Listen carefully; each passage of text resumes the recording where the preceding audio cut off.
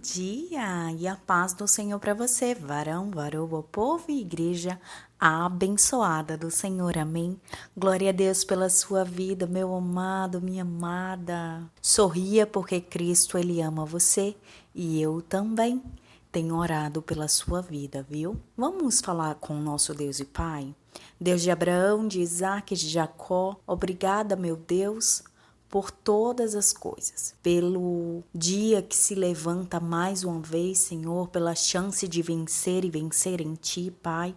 Uma outra oportunidade para ver a vida com outros olhos, como redimidos do Senhor Jesus, Deus. Em nome de Yeshua HaMashiach, perdoa todos os nossos pecados. Livra-nos, Senhor, de qualquer cilada maligna, Deus. Que o Senhor possa nos dar um dia tremendamente abençoado. Que o Senhor possa nos dar das virtudes do Teu Espírito. Que o Senhor possa nos ajudar a exercer das virtudes, das capacitações dadas a nós pelo fruto do Espírito Santo, Pai. Em nome de Jesus, confere, Pai, vida e longos dias de paz para nós. Eu te oro, agradeço e peço. Amém. Glória a Deus. Se inscreve no canal se você ainda não é inscrito. Deixa o teu like, o teu joinha com o polegarzinho pra cima. Compartilhe essa mensagem com outras pessoas para que outras vidas possam ser edificadas essa manhã, como eu sei que você será.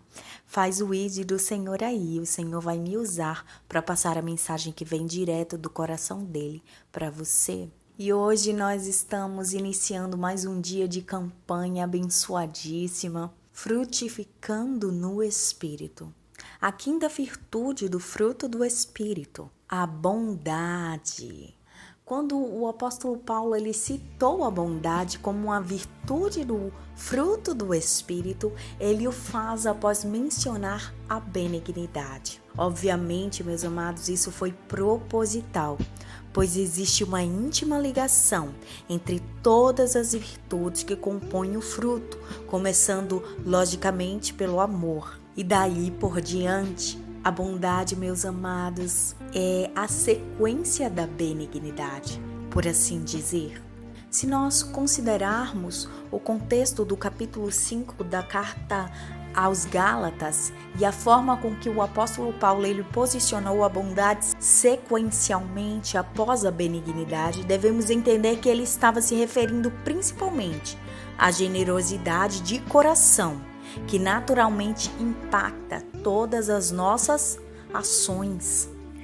Livre, como assim? Vamos entender um pouquinho da diferença entre benignidade e bondade. A benignidade, meus amados, ela está relacionada com o caráter do indivíduo, enquanto que a bondade ela consiste nas atitudes deste.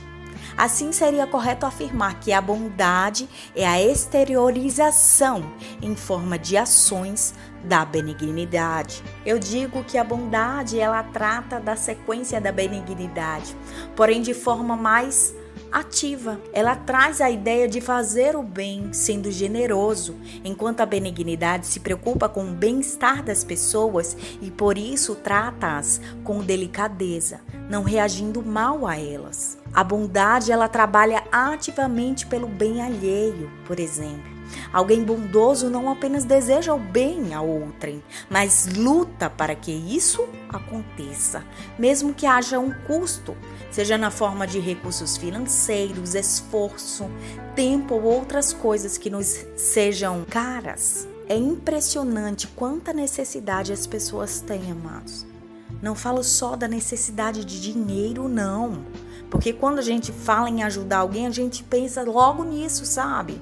Mas também de atenção, de apoio, de valorização, de comunhão, amizade e cuidado de todos os tipos. Você pode estar praticando a bondade dessa forma. A bondade ela nos move a deixar um pouco de lado os interesses pessoais, a fim de buscar os interesses de outrem. Salmos 33, verso 5 diz assim: Ele ama a justiça e o juízo. A terra está cheia da bondade do Senhor. A terra, amados, está cheia da bondade do Senhor. Não bondade do homem, mas do próprio El Shaddai, que está dentro de cada um de nós, redimidos do Senhor. Nós temos essa capacitação em nós dada pelo fruto do Espírito e precisamos exercê-la dia após dia. A palavra bondade em Gálatas 5:22, ela traduz o grego agathosune, uma palavra que aparece na Bíblia, inclusive aplicada com referência à perfeita bondade moral de Deus. Olha só. A explicação óbvia do significado dessa palavra no capítulo 5 de Gálatas, amados, e sua aplicação no contexto da passagem refere-se ao sentido de santidade e justiça cristã, apontando para a excelência moral e espiritual gerada pelo Espírito. Lembrando que o apóstolo ele está expondo lá em Gálatas, que é o nosso assunto principal aqui, o contraste contra as obras da carne. Quando nós temos a virtude da bondade em nossas vidas, e temos, porque somos redimidos, você e eu, somos capacitados a viver na retidão e nos preocupamos em repudiar aquilo que é mal e corrigir o que está errado, amado e amada do Senhor. Claro, através de atos e ações que expressam essa bondade. Por isso, a bondade é a sequência da benignidade. Diante dessa verdade, obviamente, nossa relação com as pessoas é profundamente modificada pela bondade que provém de quê? Do Espírito. A generosidade e o zelo pelo que é bom passam a ser uma característica na vida de quem foi regenerado. Ao falar da bondade, infelizmente eu tenho que expor também a maldade no mundo, a destruição do próximo que está tão interligada com as obras da carne. Nesse capítulo que estamos estudando, o oposto da bondade é a maldade, amados, e uma das maiores expressões da maldade é o atentado contra a vida do outro. Por exemplo, e tudo, claro, tem origem no pecado que corrompeu o homem após a queda. Ai, que queda, Halil! Lá no pecado, Adão e Eva, logo nos primeiros capítulos do livro de Gênesis, nós podemos contemplar o quão perverso o homem é e como ele havia se tornado. A história de Caim nos revela que o primeiro humano a nascer foi um assassino. Antes de matar Abel, seu irmão, Caim foi alertado pelo próprio El Shaddai, pelo próprio grande Eu Sou, de que a maldade estava dominando a sua vida.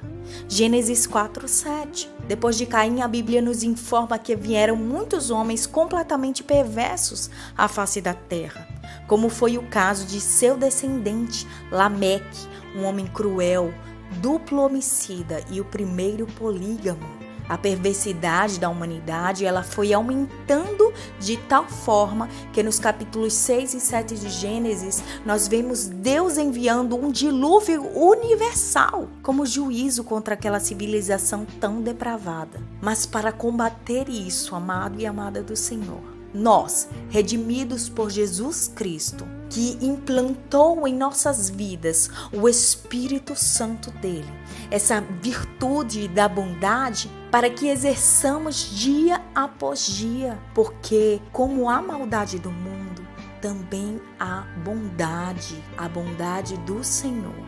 As Escrituras, elas nos ensinam que devemos ser bondosos e misericordiosos. Temos também vários exemplos de homens que viveram suas vidas segundo a vontade do Senhor. Na vida de Noé, por exemplo, vemos que ele foi o único de sua geração que achou graças aos olhos do Senhor. O único, amados. Como resultado, ele e sua família foram poupados pelo próprio Deus. Gênesis 6:7.